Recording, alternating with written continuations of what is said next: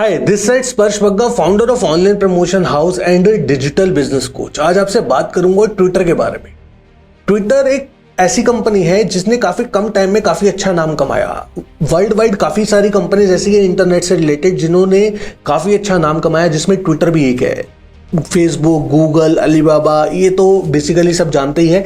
Twitter को भी सभी जानते हैं। लेकिन मैं आज आपको वीडियो इसलिए बना के बता रहा हूं क्योंकि पिछले काफी टाइम से ट्विटर सुर्खियों में रही है कि ट्विटर ऊपर जाएगा या नीचे एलॉन मस्क के लेने के बाद, ये जानना हमारे लिए बहुत जरूरी है। ट्विटर की हिस्ट्री हम पहले जानते हैं, ट्विटर के बारे में हम बाद में जानेंगे। तो मैं आपको कुछ मिनटों के अंदर ट्विटर की पहले हिस्ट्री क्लियर करता हूं।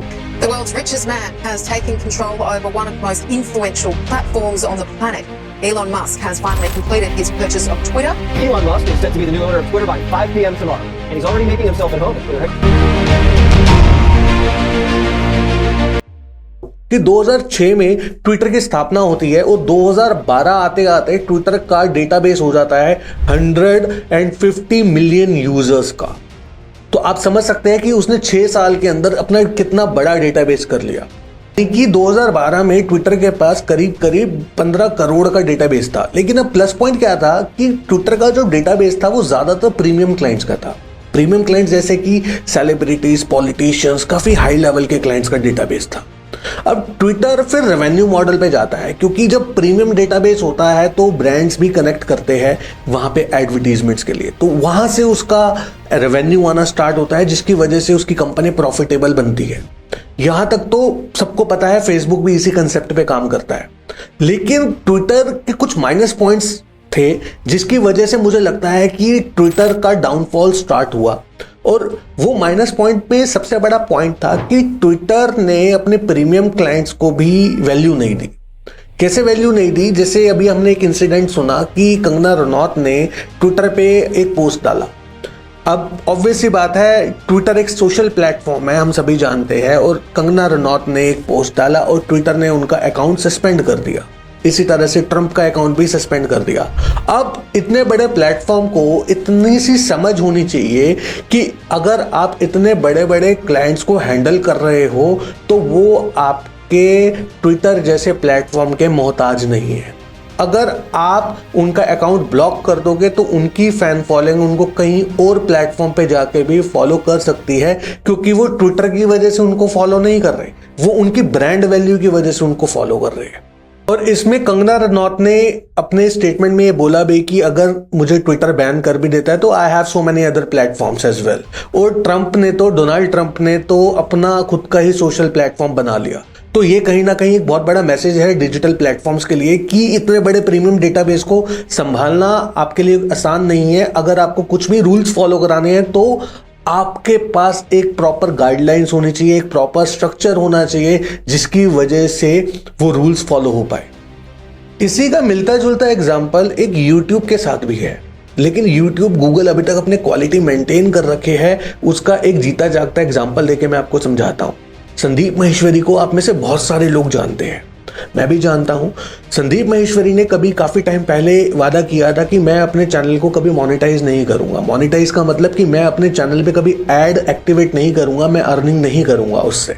क्योंकि उनका बिलीव था कि वो चाहते थे कि मेरे सेशन हर कोई देखे, लेकिन विदाउट एनी डिस्ट्रैक्शन देखे, उसमें कोई ऐड ना है। मैं हूं, मेरी ऑडियंस हो और हमारा कन्वर्सेशन रहे, राइट। और उस पे वो आज तक चल रही है। लेकिन YouTube बीच में अपनी एक ऐसे टर्म्स एंड कंडीशन लेके आता है जिसमें YouTube बोलता है कि मैं हर वीडियो पे अब ऐड दिखाऊंगा, चाहे वो चैनल मोनेटाइज हो, चाहे वो चैनल मोनेटाइज ना हो। अब संदीप माहेश्वरी के पास एक चैलेंज था कि उसने तो ये वादा किया है कि उनके चैनल पे तो एड्स नहीं आने चाहिए। तो उन्होंने एक YouTube को मेल निकाला कि ऐसे ऐसे मैंने एक वादा किया है और मेरा ये फिलॉसफी है कि डिस्ट्रैक्शन नहीं होना चाहिए और आई डोंट वांट कि मेरे चैनल पे कोई भी ऐड चले। इस मेल को YouTube, गूगल बहुत सीरियसली टेकअप करते हैं और आज की डेट पे उनके चैनल पे ऐड नहीं चलते। संदीप माहेश्वरी ने हालांकि गूगल को कुछ पे करने के लिए ऑफर भी किया। अब आई डोंट नो कि वो पे करते हैं या नहीं करते, बट उनके चैनल पे कोई ऐड नहीं चलता। सो इससे एक ये चीज क्लियर होती है कि कहीं ना कहीं जो ब्रांड है वो अपने ऑडियंस को और अपने यूजर को एक वैल्यू देता है।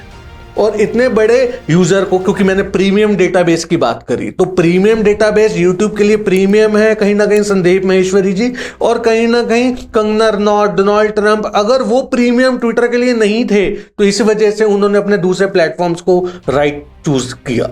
तो मुझे लगता है एज अ बिग ब्रांड आपको इन छोटी छोटी चीजों का ध्यान रखना चाहिए।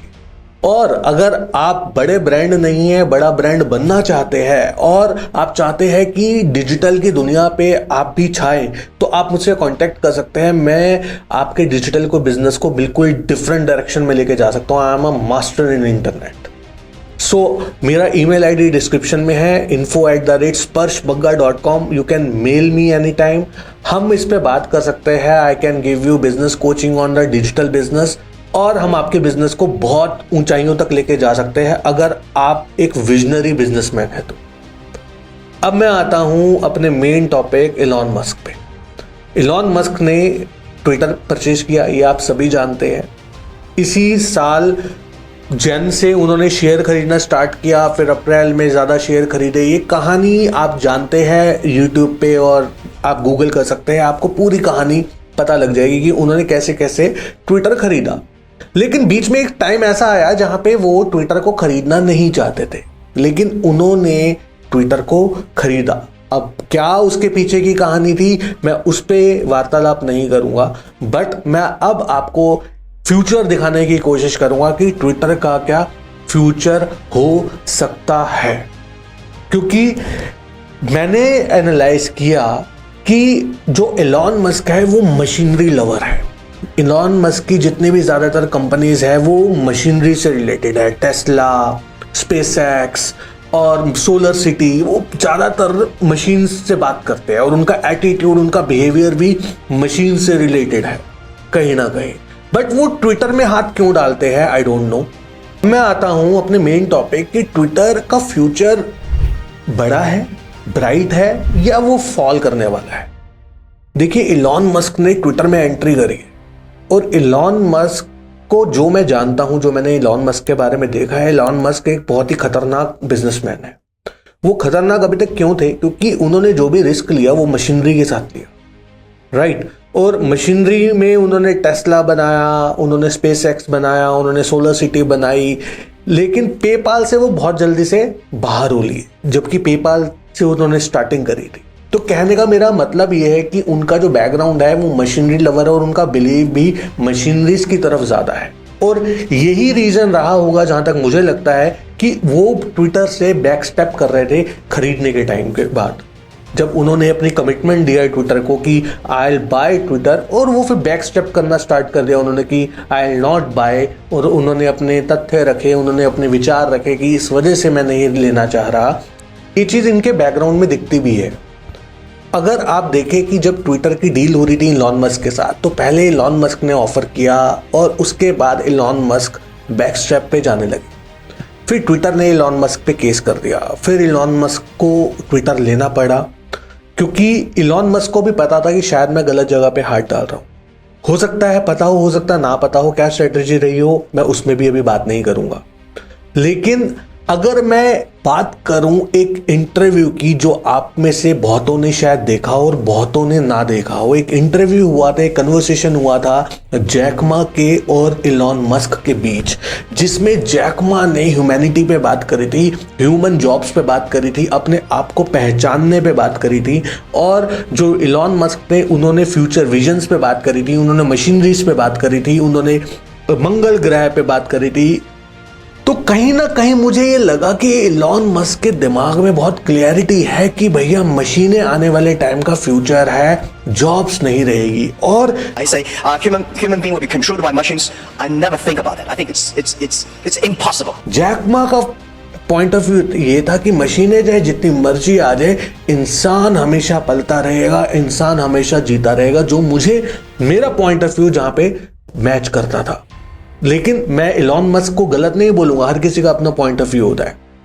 अब अगर मैं उस केस को इस केस के साथ मैच करता हूं, तो कहीं ना कहीं वो सोच की वजह से इलॉन मस्क ने आते ही ट्विटर हिला दिया। इलॉन मस्क आए और इलॉन मस्क ने आते ही सबसे पहले बहुत से बंदों को फायर कर दिया। जिससे कि पूरी कंपनी में कहीं ना कहीं नेगेटिविटी हुई। उसके बाद जी इलॉन मस्क ने भी वही काम किया जो कि इससे पहले कंगना रनौत का सस्पेंड हो गया था, डोनाल्ड ट्रंप का सस्पेंड कर दिया था अकाउंट। अब इलॉन मस्क ने क्या कहा कि भैया जिसका मन है वो सस्पेंड कर लो, क्योंकि मैं ब्लू टिक के पैसे लेने वाला, which is little bit different. मुझे लगता है कि कोई भी क्लाइंट चाहे जितना मर्जी पैसे वाला हो, उसको पता है कि मेरी फैन फॉलोइंग की वजह से ट्विटर चल रहा है, मेरी फैन फॉलोइंग की वजह से ये पर्टिकुलर प्लेटफॉर्म चल रहा है, तो व्हाई शुड आई पे। मैं अपना खुद का भी प्लेटफॉर्म बना सकता हूं। क्या हमारे नरेंद्र मोदी अपना प्लेटफॉर्म नहीं बना सकते? आप फॉलो नहीं करोगे अगर आप उनको फॉलो करते हो? कंगना रनौत नहीं बना सकती? क्या शाहरुख खान नहीं बना सकते? विराट कोहली नहीं बना सकता? बना सकते। But why they should pay to Twitter for that particular tick? तो ये लॉजिकली कहीं ना कहीं नहीं लगा, और उसके लिए इलॉन मस्क को किसी ने मैसेज भी किया, और इलॉन मस्क ने उसकी वजह से उसकी कॉस्ट भी कम रखने का डिस्कशन किया, लेकिन अभी तक वो लॉन्च नहीं हुआ है, और मुझे लगता है वो लॉन्च होना भी नहीं चाहिए। और अगर ये लॉन्च होता है तो मुझे लगता है कि ट्विटर अपना बहुत सा प्रीमियम डेटाबेस लूज कर सकता है।